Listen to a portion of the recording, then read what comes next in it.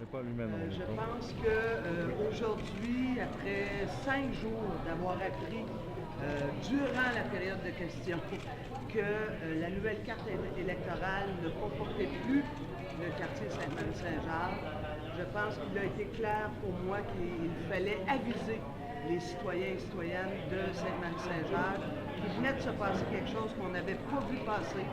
Et c'est sûr que comme représentante, j'étais aussi très bouleversée parce que dans les faits, le processus à aucun moment nous avait laissé entendre que la commission de représentation électorale regardait du côté de l'hypothèse de fusionner Weston-Saint-Louis avec Sainte-Marie-Saint-Jacques et d'autres quartiers. Alors je pense qu'aujourd'hui, ce que j'ai voulu dans un premier temps, bien sûr, main dans la main avec les groupes du quartier, c'est de rassembler la population et leur poser la question, est-ce que vous vous êtes senti respecté, vous, dans le processus de consultation? Et je pense que la réponse, vous savez, à ce jour, on a plus de 10 000 signatures de pétitions qui ont eu lieu, toujours dans le même 5 jours. Et aujourd'hui, le rassemblement, je pense que ça envoie un signal clair, c'est que les gens de Sainte-Marie-Saint-Jacques veulent être consultés, veulent que leurs droits de citoyens et citoyennes soient reconnus à même titre que les autres citoyens ont pu être consultés. Et dans ce sens-là, je vais laisser François Gendron, directeur de la Corporation de développement communautaire du Centre-Sud, de pouvoir... Bergeron que je dis? Ah ben, excusez, François Gendron, c'est un de mes collègues à l'Assemblée nationale. François Gendron, la CDC. Ben, depuis mardi, là, ça a été plus l'inquiétude qui s'est manifestée dans la population, dans les groupes communautaires. Les gens se sont demandé d'où cette proposition-là sortait parce que personne n'a entendu parler. Deuxièmement, de se retrouver un peu un des quartiers les plus pauvres de Montréal, mais un quartier avec beaucoup de richesses, se retrouver un peu amalgamé à la partie la plus riche peut-être de Montréal aussi. Les gens se questionnaient comment on va, notre spécificité, comment nos besoins vont être relayés de façon claire au Parlement à Québec. Ça a été la principale inquiétude. Les gens sont ici aujourd'hui dans le fond pour dire nous, on veut être consultés, on a le droit. Les gens de Outremont, les gens de Ville-Mont-Royal ont été consultés. On peut dire ben non, nous, on ne veut pas faire notre circonscription. Pourquoi nous, aujourd'hui, est-ce que les citoyens du Centre-Sud, c'est des citoyens de deuxième zone? On ne croit pas, au contraire. Donc, ce qu'on demande, c'est d'avoir l'opportunité d'être consulté et de dire en quoi notre quartier n'est pas gagnant de se retrouver aggloméré avec le quartier de l'Ouest de Montréal. Comment ça a pu se passer à votre En fait, c'est que faut bien connaître le processus de la révision de la carte. C'est une loi qui dit à chaque 2 ans, à chaque 2 élections, le directeur, la commission de représentation doit revoir la carte électorale et la commission a mis au jeu au printemps 2015 une hypothèse. Hypothèse qui disait 2 choses. Premièrement, pour rétablir une certaine équité entre chaque électeur, il y a une circonscription de trop à Montréal, une de trop dans Mauricie et on a besoin de 2 de plus dans le nord, dans la couronne nord de Montréal. Alors donc le processus s'est enclenché sur une hypothèse plutôt claire, c'est-à-dire l'abolition de la circonscription d'Outremont en mettant Outremont et Ville-Mont-Royal ensemble et sur l'île de Montréal d'autres aménagements plus cosmétiques, si je peux dire, pour insérer. Alors, ce qui est arrivé, comment se fait que ça s'est passé de même? C'est que la première étape de consultation publique, ce que nous voulons, nous aussi, ne mettait le focus que là-dessus. Alors, les gens du Centre-Sud, les gens de Sainte-Marie-Saint-Jacques ne se sont pas sentis interpellés par cette consultation-là, alors que oui, bien sûr, Outremont, Ville-Montréal, etc. Et ne savait pas qu'elle était en jeu, quoi. Non, jamais. Et à cette étape-là, il n'en était pas question. C'est au moment des consultations parlementaires, donc au mois de septembre dernier, alors qu'on ne siège pas, où la commission de la représentation est venue entendre les parlementaires. Toujours pas question de faire disparaître Sainte-Marie-Saint-Jacques. Sinon, je peux vous dire que je serais là, j'aurais été là.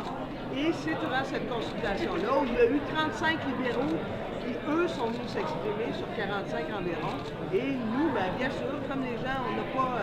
et le directeur général des élections à ce moment-là, à la fin de cette consultation-là, aurait dit « On vous a entendu, on va voir, on va regarder vers le sud, vers Sainte-Marie-Saint-Jacques. » Alors, c'est là que ça s'est passé et malheureusement, on ne l'a pas vu passer et c'est mardi dernier où là, on l'a appris. Et c'est pour ça qu'on demande au directeur général des élections qu'il fasse un pas en arrière. Ça s'est déjà passé par le passé. Fasse un pas en arrière et qu'ils viennent consulter une consultation digne de ce nom, consultation publique, laisser le temps aux citoyens de Sainte-Marie-Saint-Jacques de pouvoir amener leur argument. François en a amené déjà quelques-uns. On en a entendu plusieurs autres cette semaine, mais on veut pouvoir le faire dans la règle de l'art. Vous parlez un peu, vous en avez dit un mot, M. Bergeron, tantôt, mais des enjeux du fait d'être aggloméré, si je peux dire comme ça, à la circonscription.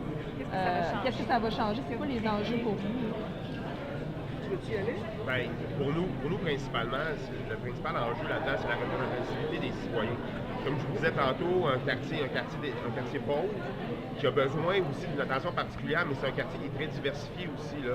Puis on essaie, on ne veut pas être dilué dans le fond, on n'a pas de lien naturel, il n'y a pas de lien d'homogénéité non plus avec le reste, la future proposition de la circonscription de Ville-Marie qui propose.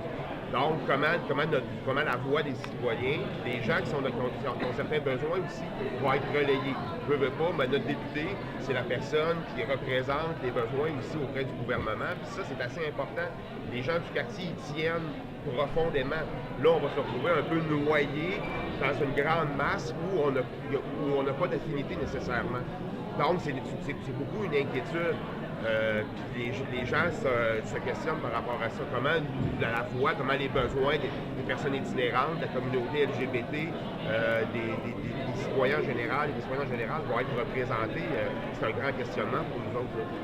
J'ajouterais à ça, parce que je partage tout à fait ça. Je vous donne juste un exemple. Sainte-Marie-Saint-Jacques. Sainte-Marie, hein, vous savez, c'est un des villages fondateurs. Saint-Jacques est une des paroisses fondatrices de Montréal, du Québec, de l'Asie. Sainte-Marie a déjà été coupée en deux il y a quelques années. Hein, il y a une partie qu'on a mis dans Hochelaga-Maisonneuve, une partie dans Sainte-Marie-Saint-Jacques. Et là, ce qu'on fait, Sainte-Marie, on le met complètement dans Hochelaga-Maisonneuve, alors que vous avez beaucoup de gens de Sainte-Marie ici. Allez leur demander, c'est quoi leur milieu naturel, ils sont où leur lien? Et ils sont bien sûr avec le Centre-Sud, puisque même la Corporation de développement communautaire du Centre-Sud va se retrouver dans Hochelaga-Maisonneuve. 50%. Non, je voulais dire au bureau. Ouais. Alors donc, voyez-vous, ça fait des centaines d'années que cette communauté-là, tu sais, le Faubourg à Amlas, là, hein, c'est pas quelque chose qu'on a inventé, c'est pas une vue de l'esprit, c'est quelque chose qui nous a rassemblés, qui a fait de nous un fier monde. D'ailleurs, c'est pas pour rien qu'on a un musée du fier monde dans Sainte-Marie-Saint-Jacques. Bonjour, René. C'est pas pour rien qu'on a ça, c'est parce que ça fait partie de notre ADN, c'est notre histoire, et je pense que les gens, c'est ça qu'ils viennent dire aujourd'hui. La décision finale appartient à qui? Est-ce qu'il y aura un vote? C'est le DGE qui décide? C'est-à-dire que, pour le moment, oui, c'est-à-dire que la révision de la carte appartient et un coût que ça doit être adopté par le Parlement, inévitablement. Non, c'est le DGE? La Commission, OK, c'est ça.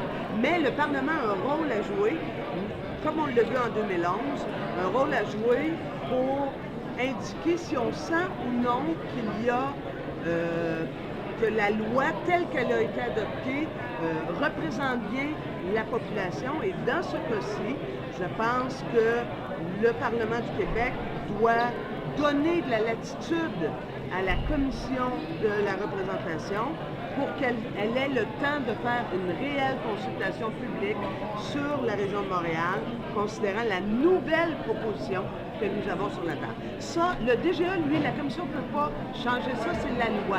Mais le Parlement, lui, peut changer et donner plus de temps à la Commission pour faire son travail. Bonjour Manon et félicitations pour le rôle de porte-parole, quand même côté féminin, pour Québec solidaire. Merci Martin. Et ton opinion, mais en tant, je ne sais pas comment je pourrais le demander, en tant que député ou en tant que personne, qu'est-ce que tu penses que la commission, excusez-moi pour ceux qui m'écoutent, c'est quoi la commission a décidé et à la dernière minute, comme j'ai pu entendre, ça fait 5 ou 6 jours, Qu'est-ce que tu penses de ça en tant que Manon Massé? Point. Ben, moi, je te dirais, c'est pas compliqué. Moi, j'habite le centre-sud. J'y ai travaillé. Mon premier emploi, c'était dans le centre-sud. Quand tu vis dans Sainte-Marie-Saint-Jacques, tu comprends que Sainte-Marie-Saint-Jacques, c'est un milieu naturel. Le milieu communautaire est fort. Les gens, on pense par exemple au village gay. Le village joue un rôle majeur dans Sainte-Marie-Saint-Jacques. Les citoyens se promènent à pied. Alors, c'est vraiment un milieu de vie, Sainte-Marie-Saint-Jacques. Et c'est ça, je pense, qui me dérange un peu dans la décision de la commission, c'est qu'on n'a pas tenu compte de la parole des citoyens et citoyennes de Sainte-Marie-Saint-Jacques, dont la mienne, comme citoyenne qui vit dans le centre-sud. On n'a pas tenu compte de notre parole et on a disloqué notre particularité, notre voix unique. Et ça, je pense que je trouve ça très déplorable.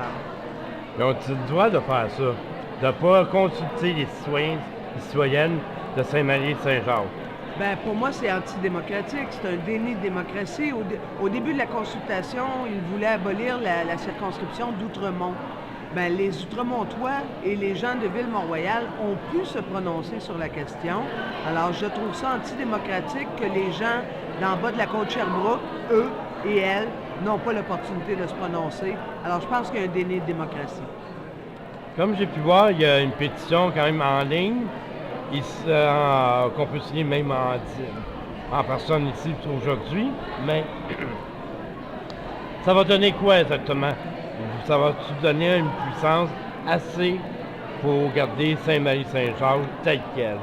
C'est-à-dire que pour le moment, ce qu'on demande, c'est que la Commission de la représentativité électorale entende la voix des gens du Centre-Sud, des gens de Sainte-Marie-Saint-Jacques. Alors, moi, je pense que le rassemblement d'aujourd'hui, on était peut-être 400, je ne sais pas trop, à moins 15. 400-500, oui, c'est ça, à moins 15. Des gens du comté, des gens qui voulaient venir dire que leur voix n'avait pas été entendue, qu'ils voulaient qu'elle soit entendue. Moi, je pense que, tu vois, là, à l'heure où on se parle, on est au-dessus de 10 000 signatures au niveau de la pétition. Je pense que c'est un signal qu'on envoie au directeur général des élections, comme quoi il est important dans le processus que la voix des gens de Sainte-Marie-Saint-Jacques soit entendue. Et oui, je suis convaincu que ça va avoir un certain effet. Ceci étant dit, pour être en mesure de pouvoir passer à côté de la loi, parce que la loi électorale dit qu'après le débat de 5 heures qui aura lieu mardi, il reste 10 jours à la commission pour être capable de faire son choix final. Eh bien, nous, ce qu'on veut, c'est que ces 10 jours-là, c'est pas assez pour que les gens de Sainte-Marie-Saint-Jacques aient une vraie consultation. Alors, ce qu'on va essayer de faire, c'est de voir comment on peut rallonger cette période-là pour que le DGE et la commission puissent consulter publiquement, adéquatement, les gens de la circonscription. Tu dis en 5 heures, vous avez combien de temps, vous, le Québec solidaire, à parler? C'est ça. Malheureusement, sur le débat de 5 heures, on n'a officiellement que 10 minutes à Québec solidaire, alors que c'est ma circonscription qui va disparaître. Mais ça, c'est des règles déjà préétablies. Ce qui me choque un peu, c'est qu'encore une fois, le gouvernement, lui, le Parti libéral, va avoir plus de la moitié du temps pour pouvoir s'exprimer. Alors, j'espère que d'ici mardi après-midi, je vais réussir à convaincre. Il y a déjà le Parti québécois qui m'a dit qu'il était prêt à me consacrer du temps. Peut-être voir d'autres, y compris le Parti libéral, qui seraient prêts à me laisser quelques précieuses minutes pour que je puisse exprimer ce que j'entends depuis mardi passé de la part de nos concitoyens. Merci beaucoup, Manon. Merci.